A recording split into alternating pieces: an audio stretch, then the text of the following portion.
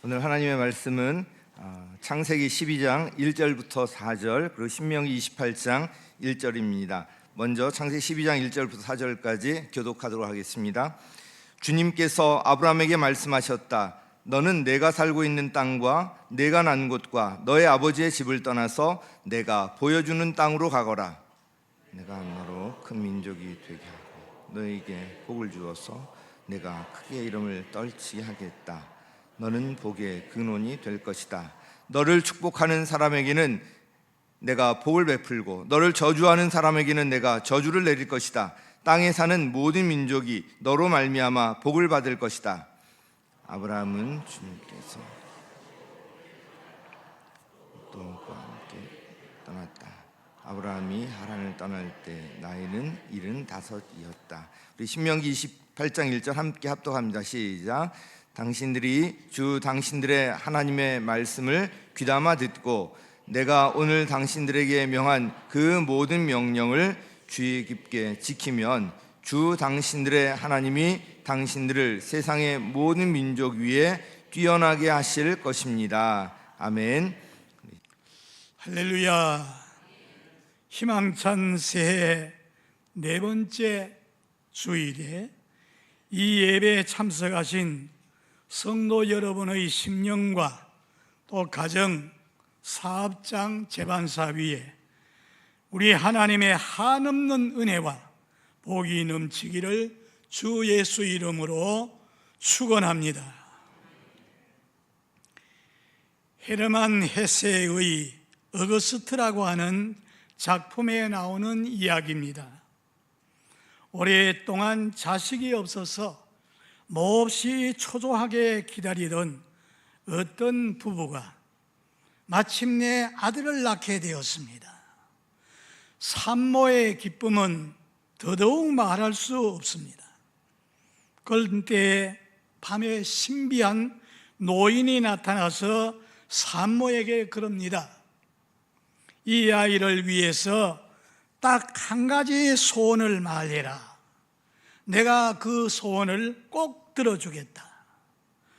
산모는 딱 한 가지라 그러니까 깊이 생각하고 나서 말합니다. 지금 이 아들이 모든 사람으로부터 사랑받는 사람으로 살게 해주세요. 노인은 대답합니다. 알았다. 네 소원대로 이루어주마. 그래서 그 아이는 자라면서 부모님의 사랑, 이웃의 사랑, 선생님의 사랑을 온통 독차지하였습니다. 어느 날 노인이 또 나타나서 그 여인에게 말합니다. 그래, 이제 만족스럽냐? 묻자 여인은 생각을 바꾸었습니다. 왜냐하면은 늘 사랑만 받다 보니까 자기가 당연히 사랑받아야 되는 사람인 줄 알고 이기적이고 자기중심적이고 거만하고 그 교만한 마음을 걷잡을 수 없는 정신적인 미숙아로 자라기 때문에 어머니는 노인들어 이제 사랑받기보다는 사랑할 줄 아는 사람, 베풀음을 받기보다는 베품을 줄 수 있는 사람 되게 해달라고 간절히 구했다고 합니다. 여러분, 참 행복이 어디에 있습니까? 우리는 내가 소원하는 것이 이루어지면 좋겠다. 돈, 재물을 많이 얻으면 좋겠다. 출세하고 성공하면 좋겠다. 또 병 없이 건강하게 살면 좋겠다. 이런 등 욕망이 많습니다. 해가 바뀌고 나면은 욕심이 되살아납니다. 소원 기도 제목을 보면은 금년에는 베풀며 사는 사람 되게 해주세요. 다른 사람을 나보다 낮게 여기고 남을 섬기는 자 되게 해주세요. 위로받기보다는 위로해주는 사람 되게 해주세요 하는 게 없습니다. 사실은 이런 것 없이는 행복할 수 없는 겁니다. 사람이 평범하게 살거나 삶이 잘 풀릴 때는 복받아야 한다는 말이 피부에 와닿지 않습니다. 제가 1980년도에 처음 미국에 갔습니다. 한인교회에 가서 설교를 하는데 예수 믿으면은 병 고침을 받고 물질적인 축복을 받게 된다고 제가 받은 은혜를 간증을 하면서 말씀을 전했는데 그 반응은 우리는 이미 다 받았어요. 복을 받고 있다는 그런 태도였습니다. 예배가 끝나고 담임 목사님이 제 후배 목사님인데 들어보니까 목사님, 여기서는 그런 설교하면은 잘 먹혀들지를 않습니다. 여기에 대학 교수, 유학생, 병원의 의사, 박사들이 모이는 그런 교회다 보니 몸이 병나고 불편하면은 전화만 하면은 앰뷸런스가 와서 병원으로 싣고 가고 먹는 것이 풍족하니까 그런 복음이 잘 먹히지 않고 필요 없다는 겁니다.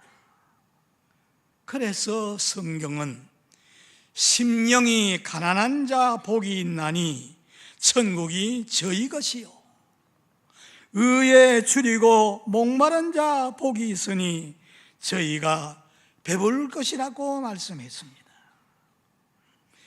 복지 시설이 잘 되어 있고 우리보담도 잘 살기 때문에 복받으라는 말씀이 가슴에 와닿지 않는다는 말입니다. 그러나 일이 매사에 뜻대로 되지 않고 삶이 매우 힘들고 배가 고프면 복받는 삶을 매우 사모하게 됩니다. 그리고 정말로 하나님으로부터 복받기를 소원하게 됩니다. 예수 믿고 구원받고 새 생명, 영원한 생명, 영생을 얻었고 죄 사함을 받았고 하나님의 자녀가 되었으니 저와 여러분은 하늘 복을 다 받았습니다. 믿음으로 의롭다고 인정을 받게 되고 거룩하게 된 성도가 되었으니 우리는 하늘 복을 다 받았습니다. 그런데 오늘 아침 우리가 생각하고자 하는 것은 단지 복받는 차원이 아니고 복받는 차원을 넘어서서 복의 근원이 되라, 이거를 생각하고자 합니다. 우리가 아는 대로 복을 받는다는 것과 복의 근원이 된다는 것은 차이가 있습니다. 복 받는다는 것은 문제가 있을 때 해결받는다, 또 답답했는데 앞길이 열린다, 병이 들었는데 고통을 당했는데 건강이 회복되었다, 일시적인 것이나 단편적인 축복받는 것이라 할 수 있는데, 그러나 신약 성경에 와서는 복 받는다는 개념보다도 더 포괄적인 그런 말씀을 하고 있습니다. 자녀가 된다든지 영혼 구원받고 온 가족이 다 하나님을 잘 경외한다든지 하는 이런 영적인 잘되고 범사가 잘되고 강건할 때 하나님의 복을 받았다고 합니다. 그러나 복의 근원이 된다, 이 말은 복 받았다는 개념보다도 더 심오하고 포괄적인 말입니다. 복의 근원이라고 하는 말은 성경 66권 중에 딱 여기 한 군데만 나옵니다. 오늘 아침 읽은 본문 말씀 가운데 이 개역개정에 보면은 2절에 내가 너로 큰 민족을 이루고 네게 복을 주어서 내 이름을 장대하게 하리니 너는 복의 근원이 될지니라. 3절에도 너는 너를 축복하는 자에게는 내가 복을 내리고 너를 저주하는 자에게는 저주하리니 땅의 모든 족속이 너를 인하여 복을 얻을 것이니라 했습니다. 하나님께서 아브라함에게 이렇게 몇 가지 약속을 했습니다. 첫째, 큰 민족을 이루겠다. 건강을 약속하십니다. 건강하지 않고는 이 큰 민족을 이룰 수 없지요. 내 이름을 창대하게 하겠다. 명예롭게 하겠다. 복의 근원으로 삼아 너를 축복하는 자에게 복을 내리고 너를 저주하는 자에게 저주하리라. 땅에 있는 모든 족속이 너를 인하여 복을 얻을 것이라 약속했으니 아브라함이 족장으로 살아가는데 어느 곳을 가든지 하나님이 보호하시고 지켜주시고 다른 사람에게 복을 끼치는 사람이 되게 하시겠다는 말씀인데 이 네 가지 약속하신 말씀 가운데 핵심이 되는 말씀이 바로 복의 근원이 되게 한다는 말씀입니다. 복의 근원이란 아브라함 한 사람만 영과 육신이 잘되고 구원받고 하는 그것이 아니고 아브라함 한 사람으로 말미암아 주변 사람들이 다 잘되고 행복하게 되고 후손들까지 다 복을 받아 누리게 된다는 것을 말합니다. 복의 근원이라 하면은 나는 말할 것도 없고 나 한 사람 때문에 주변에 있는 사람들도 다 복을 받고 행복해지고 나 한 사람 때문에 후손들까지 다 잘되고 복을 받아 누리게 된다는 바로 이것이 바로 복의 근원이 된다는 겁니다. 여러분, 우리가 복의 근원이 될 수 없을까요? 단지 복받는 주인공이 될 뿐만 아니라 아예 복의 근원이 될 수 없을까? 나 한 사람 때문에 주변 사람들까지 다 복을 받게 되고 그렇다면 공동체가 행복해진다면 얼마나 이거 멋진 일입니까? 제가 알고 있던 한 목사님, 그 교회에 저 시골 농촌에 살던 분이 말단 공무원에 합격이 돼서 이제 그 교회에 와서 신앙생활을 하는데 강 집사님이 있습니다. 그런데 고향에서 올라온 동생들 언제나 그 집에 붐볐습니다. 한 동생을 공부시키고 결혼시키고 취직하고 그러면 또 다음에 그래서 오형제가 동생들이 다 그 집에 와서 시집 장가가게 되고 그런데 정작 이 강 집사님 내에는 교회 나올 때 보면은 번번한 옷 한 벌이 없습니다. 그러나 동생들이 다 장성해서 명절이나 이런 때가 되면 동생들이 다 거기 와서 오빠 집에 와 모여가지고서 형님 네 분을 아주 존경하고 고마워했습니다. 형님 한 사람 때문에 모든 동생들 다 신앙생활을 하게 되고 앞길이 열려지게 되고 가정을 이루고 이렇게 복을 받고 살게 되었으니 정말 이 감질사와 바로 복의 근원입니다. 아브라함이 바로 그러한 사람, 아브라함 한 사람 때문에 이제 갈대아 우레에 섬기던 우상을 다 버리고 하나님께 돌아와서 하나님의 자녀가 되고 아브라함이 하나님의 보호받고 복을 받게 되자 그 조카 롯은 아버지를 일찍이 잃었습니다. 그런데 그 조카 롯도 아브라함 때문에 같이 복을 받게 되는 거예요. 또 아브라함의 중보기도 때문에 조카 롯이 연합군에 사로잡혀 가지고 죽게 됐는데 그런 불구덩이에서 아브라함이 추격해서 그 사람들 다 추격하고 이제 그 조카 롯을 살려냈습니다.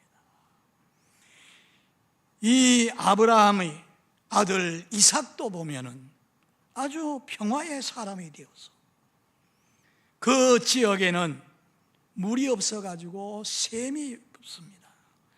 이 이삭이 샘을 파면은 그저 그 사막지에 물이 펑펑 솟아나는 샘이 있습니다. 블레셋 사람이 와서 샘을 뺏으면은 싸우지 않고 다 줍니다. 양보해서 주고 또 다른 데 파면은 또 샘물이다. 그런데 이삭이 농사를 지으니까 성경에 보니까 100배 수확을 거두게 되니 이삭은 이렇게 평화에 살아. 또 이삭의 아들 야곱도 보세요. 좀 욕심이 많은 사람, 꽤 많은 사람이었지만은 이 야곱이도 온갖 시련 고통 다 견뎌내더니 나중에는 하나님의 복을 받아서 이스라엘 12지파의 조상, 그래서 야곱이도 이런 복을 받게 됩니다. 그래서 그 아들 가운데 요셉이 같은 사람 보세요. 꿈 이야기를 했더니 형님들이 미워하고서 그만 진구덩이에 빠뜨려서 죽이려고 하다가 저 애굽 사람에게 노예로 팔아버렸습니다. 그런데 그 요셉이를 보면은 거기에 가서 나중에는 애굽의 두 번째로 높은 총리 대신이 돼가지고 7년 동안 풍년이 들고 7년 동안 흉년이 왔을 때 그 근동 지역의 사람들 다 살리는 그런 사람이 됩니다. 아브라함 한 사람이 복 받으니까, 복에 근원되니까 그 후손들까지 다 그런 복을 받게 됩니다. 그 아브라함의 자손 가운데 예수 그리스도가 태어나서 인간 역사 모든 주인공이 되는 예수 그리스도가 태어나서 그로 말미암아 옛날 사람이나 지금 사람이나 천하 만민이 다 영생 복락 얻게 되어지고 하나님의 복을 다 받게 되었습니다. 오늘 이 말씀을 들으시는 저와 여러분도 다 아브라함처럼 복의 근원, 축복의 사람이 되기를 주 예수님의 이름으로 축복합니다. 복의 근원이 아닌 경우 불행하게도 우리나라 역대 대통령의 특징은 자랑할 만한 그런 대통령이 없다는 겁니다. 지금도 그렇지만 감옥에 지금 갇히게 되고 이 대통령 지낸 분들이 그렇게 자랑할 만한 아주 없어요. 몇 분은 감옥에 다녀오게 되었고 자손들이 우리 아버지, 우리 할아버지 대통령 되었다고 자랑할 줄은 한 사람도 없는 거죠. 이게 참 불행한 거죠.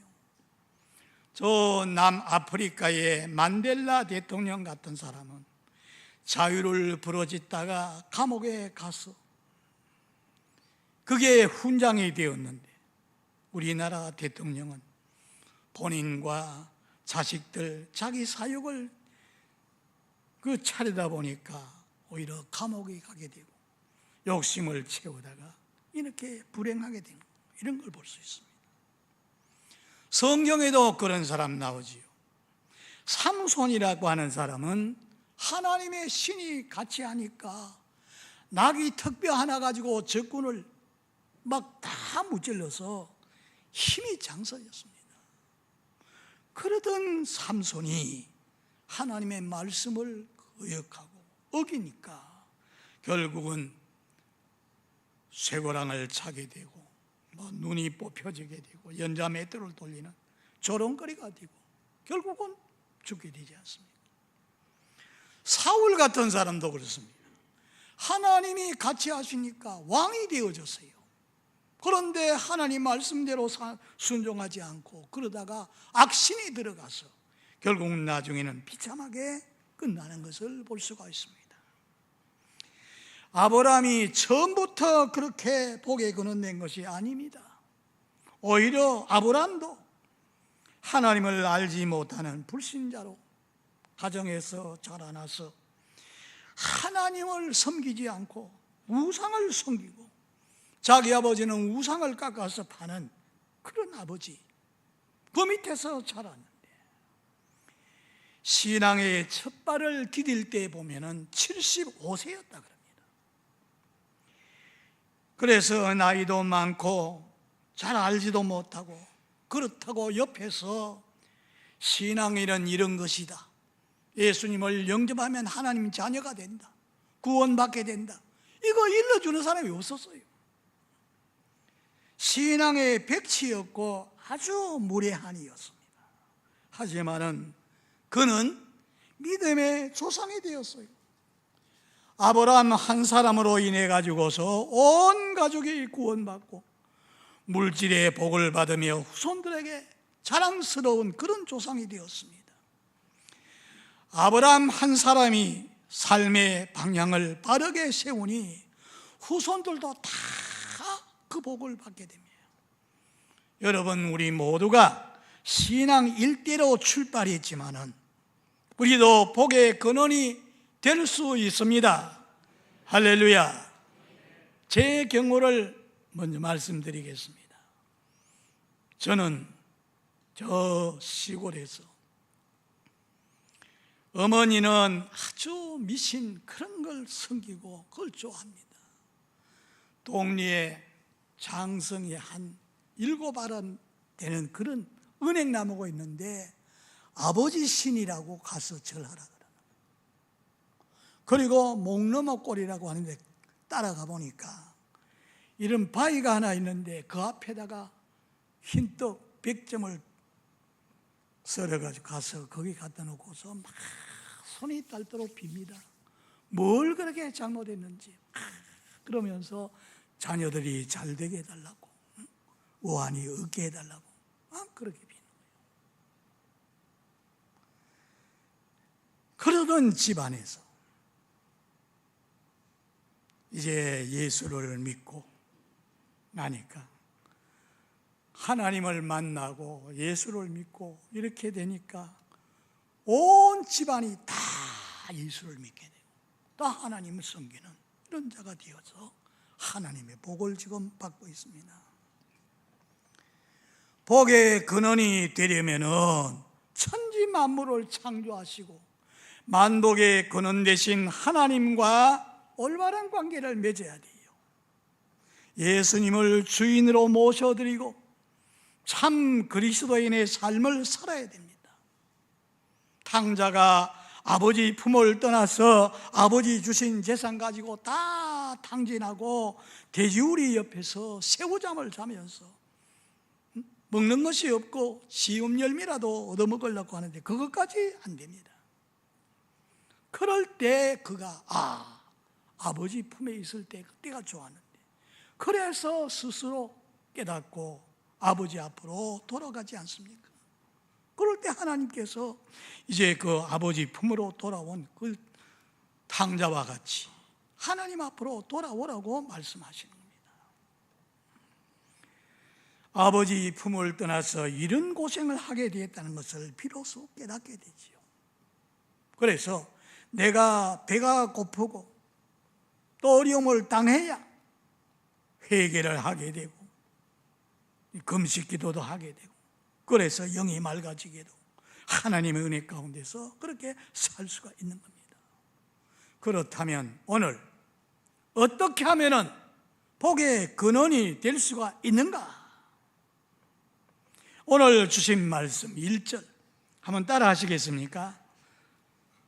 떠나야 한다고 했습니다. 1절 말씀 다시 보세요. 여호와께서 아브라함에게 이르시되 너는 너의 본토 친척 아비 집을 떠나 내가 지시하는 땅으로 가라. 하나님께서 아브라함에게 복의 근원 되게 하시겠다고 약속하시면서 내 건 조건이 현재 삶의 자리에서 떠나라 그랬습니다. 죄의 자리에서 떠나라.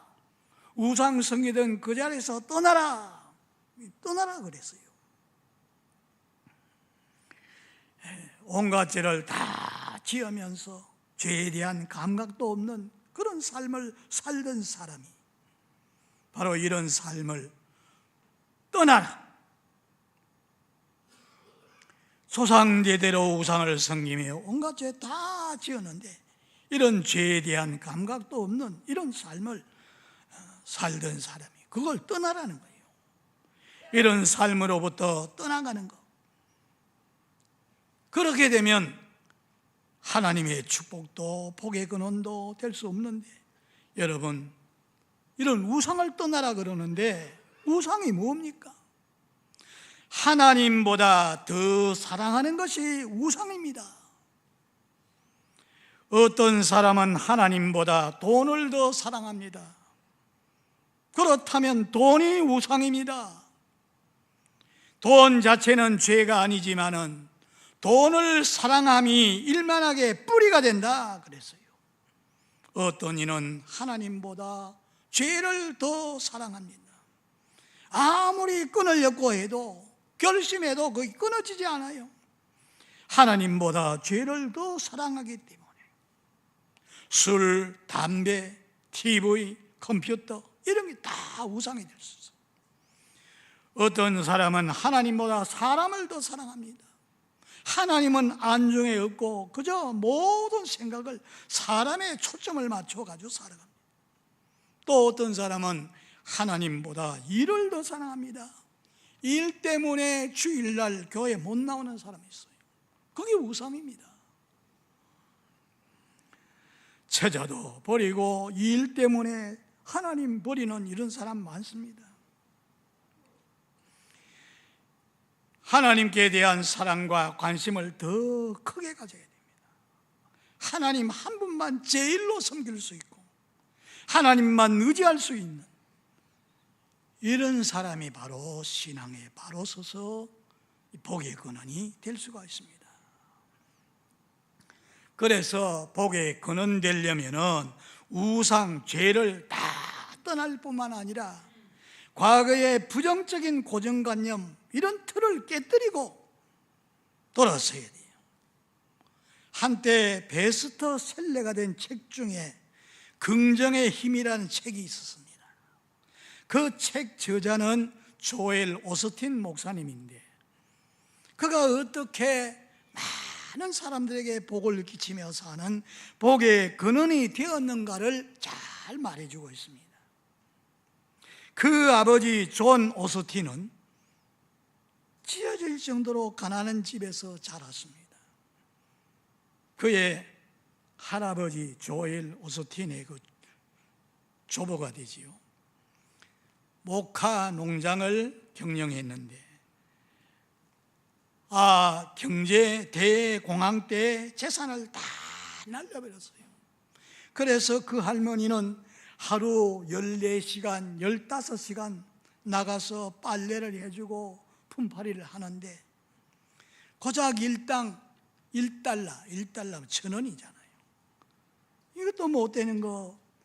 그래서 수많은 세월 동안 고생하면서 구멍난 바지와 신발을 신고 굶주린 배를 움켜잡고 학교에 간 적이 한두 번이 아니라고 합니다. 그 가문에서 이렇다 성공할 사람 한 사람도 없어요. 가문도 가난도 다 패배, 저주 가운데 살았는데 마침 그 아버님이 17세 때 복음을 듣고 예수님을 영접하고 마음에 복음 전하는 것이 하나님의 복을 받는다는 것을 깨닫고 그래서 그는 이 복음 전파를 해야 된다는 그런 꿈을 안고 누가 봐도 가능성이 없지만은 그 동네를 떠나는 이제 사람들이 만류를 합니다. 우리와 같이 목화 따는 것이 그래도 안전할 것에 가지 못하게 막습니다. 그러나 그런 모든 장애물을 다 뿌리치고 하나님이 기뻐하시는 복음 전하기 위해서 그 동네에서 휴스톤이라고 하는 곳으로 이사를 갔어요. 그래서 거기에서 교회를 세웠는데 한 6천 명이 모일 정도로 그 교회 담임 목사가 된 거예요. 그런데 그 존 오스틴 목사님의 네 번째 아들이 조엘 오스틴 목사님입니다. 그는 원래 방송 사역을 하던 분인데 목회를 하게 되는 거예요. 아버지가 하던 목회를 이어받아 가지고 그 휴스턴에 가서 봤습니다만 레이크 우드 교회 담임 목사님이 된 거예요. 그래서 교회가 5배로 더 부흥돼 가지고 우리가 갔을 그때 아마 한 3만여 명이 모인다 그래요. 미국에서 제일 큰 교회가 됩니다. 그래서 그분이 그런 말을 합니다.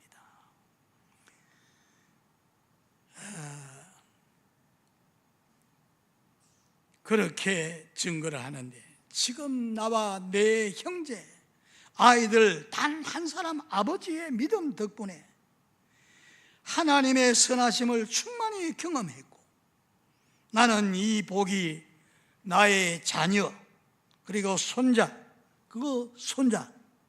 대를 이어가면서 다 이 복을 받게 된다고 확신한다 그랬어요. 보세요. 존 오스틴 목사님의 믿음의 결단이 복의 근원이 되어서 그 기준대로 대대로 내려가면서 저주받고 재앙 속에 있던 그들이 완전히 그걸 끊어버리고 자손 대대로 복받는 축복의 통로, 복의 근원이 되게 하신 것입니다. 오늘 저와 여러분도 조엘 오스틴 목사님과 같이 복의 근원 되시기를 주의 이름으로 축원합니다. 두 번째, 신앙의 길로 접어들어야 한다 그런 뜻입니다. 따라하십시다. 신앙의 길로 접어들어야 한다. 하나님이 지시한 방향으로 가는 것입니다. 오늘 말씀을 보면은 내가 지시할 땅으로 가라. 하나님이 지시하는 땅이 약속하신 가나안 땅입니다. 그 새 삶의 터전을 향해서 가는 것입니다. 이것은 하나님이 원하시는 새로운 믿음의 삶을 말합니다. 아브라함은 하나님이 원하시는 방향으로 길 인도를 받습니다.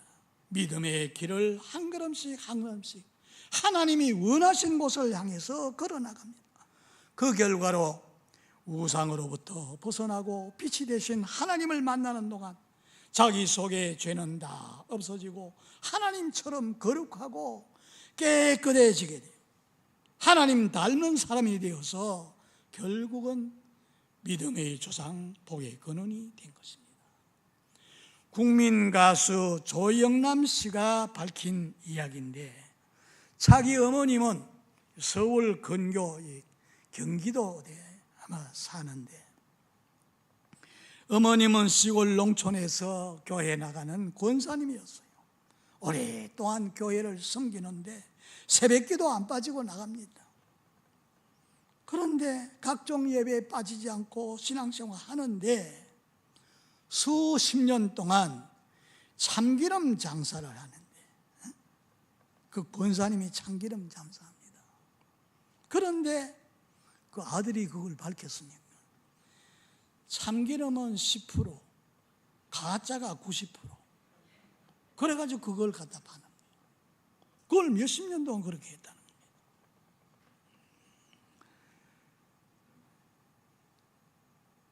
예수를 믿어도 그리고 기도는 더 잘하죠. 그리고 찬송도 내 주여 뜻대로 행하시옵소서 살든지 죽든지 주 뜻대로 하옵소서 찬송도도 그렇게 한답니다. 예수를 믿어도 입만 나불거리고 믿어도 형식적으로 그렇게 믿으면 그건 복의 근원이 아니죠. 살더니 죽더니 뜻대로 해달라 그러면서 결국 그런 죄를 짓게 되고 결국 그래서 그 아들 보면은 국민 가수가 복음을 전하는 그런 가수가 되었다가만 타락의 길로 들어가지 않습니다. 복의 근원 될 수가 없는 거지요. 옛날에 좋아하던 죄악을 다 끊어버리고 거짓과 탐욕, 위선, 겉옷을 다 벗어던지고 호색, 무상, 숭배, 조상에게 제사하는 것, 원수 맺는 것, 술수, 분쟁, 시기, 다툼, 당파지는 것, 투기, 술취함, 방탕 이런 것 다 버리고 성령을 받아서 성령의 열매, 사랑과 희락과 화평과 오래 참음, 자비, 양성, 온유, 절제, 충성 열매를 맺고 새로운 신앙생활을 할 때 이게 복의 근원이 되는 겁니다. 창세기 27장에 보면은 로마로 가는 배 한 척이 있는데 그 배에 276명이 탄 배였어요. 거기에 사도 바울이 복음 전하다가 붙잡혀 가지고 가이사 황제 앞에 재판 받기 위해서 이제 가는 중입니다. 그래서 기도하던 사도 바울이 보니까 풍랑이 일어날 것을 알고서 그 인소라는 백부장에게 그랬습니다. 아마 이런 풍랑이 예상되니까 여기에서 묵고 있다가 가자고 했는데 백부장이 선장과 선주의 말을 듣고 이 죄수로 잡혀가는 바울의 말을 듣지 않습니다. 가다가 어떻게 됩니까? 풍랑을 만나가지고 14일 동안 해도 달도 보지 못하고 막 풍랑 속에서 사람들이 짐짝을 다 집어던지고 죽게 됐어요. 그런데 기도하던 사도 바울에게 하나님 천사가 나타나서 그럽니다. 276명 생명을 다 네게 맡긴다. 한 사람도 죽지는 않는다. 하나님이 말씀하신 것을 듣고 그들에게 안심을 시키고 결국은 276명 다 살아났죠. 이럴 때 사도 바울이 바로 복의 근원인 겁니다. 예레미야 5장 1절로부터 보면은 너는 예루살렘 거리를 왕래하면서 하나님 찾는 사람 한 사람 있다면 그 한 사람만 있어도 성을 사하리라. 한 사람, 그 사람이 복의 근원이 되는 겁니다. 세상이 아무리 죄악이 관영하고 또 하나님의 심판하려고 해도 이런 사람이 있으면 심판하지 않아요. 노아 홍수 때 보세요. 죄악이 관영해서 하늘에 사무치니까 하나님이 사람 지으신 것을 후회하시면서 다 물로 심판하시겠다고 하나님이 작정하시지요. 그런데 노아 그 8 식구는 하나님 말씀대로 순종하는 그런 의인이 되어서 노아 홍수 나서 다 멸절되지만은 그 배 안에 있던 8 식구는 구원받지 않습니까? 에녹 한 사람 하나님과 300년 동안 동행한다 그랬어요. 그 에녹이 있는 세상을 물로 심판할 수 없으니까 에녹이를 하늘로 그대로 승천시키고 난 다음에 이제 노아 때 홍수를 내리는 것을 볼 수가 있습니다. 이게 바로 복의 근원된 사람. 1703년에 미국에서 태어난 조나단 에드워드라고 하는 목사님이 있습니다. 아버지의 목사 그 뒤를 이어가지고 목사가 되었는데 타락한 전 미국 전역을 복음으로 새롭게 만드는 놀라운 일을 하게 된 그런 목사님이 계십니다. 그 열정은 아무도 그를 따를 수 없을 만큼 모범적으로 살았습니다. 그 생애와 삶의 방식은 후배와 후손들에게 참으로 놀라운 지침서가 됩니다. 그래서 그 사역을 하면서 70개, 오늘 우리 재직되겠다고 서약하지 않았습니까? 마지막으로 자기가 70개의 결의문을 만들어가지고 그대로 하는데 그 첫째가 무언가 하면은 내가 무엇을 하든지 하나님 영광을 위해서 하겠다. 최선을 다해서 하겠다. 그래서 열심히 살자. 그리고 그 중간에는 열심을 다해서 살자. 마지막에는 내 말이 남에게 유익이 되는 말만 하자. 그래서 하나님과 사람을 행복하게 만들어주는 그런 일을 했어요.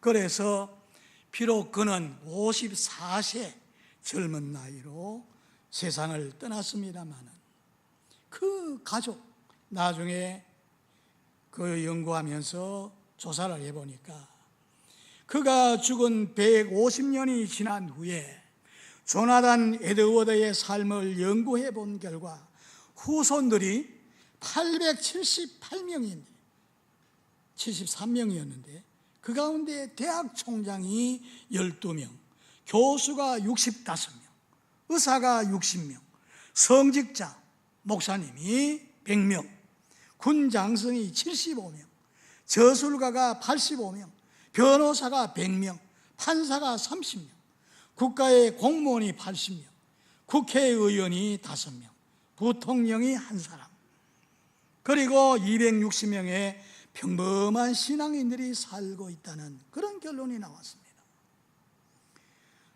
조나단 에드워드의 후손들에게 정말로 자랑스러운 그런 조상이 된 거죠. 후손들에게 놀라운 이런 영향력을 주고 끼치는 복의 근원이 되었습니다. 오늘 그 앞에 여러 가지 그런 행사들이 많아가지고 이 설교 내가 지금 빨리 끝내야 되는데 지금 힘듭니다.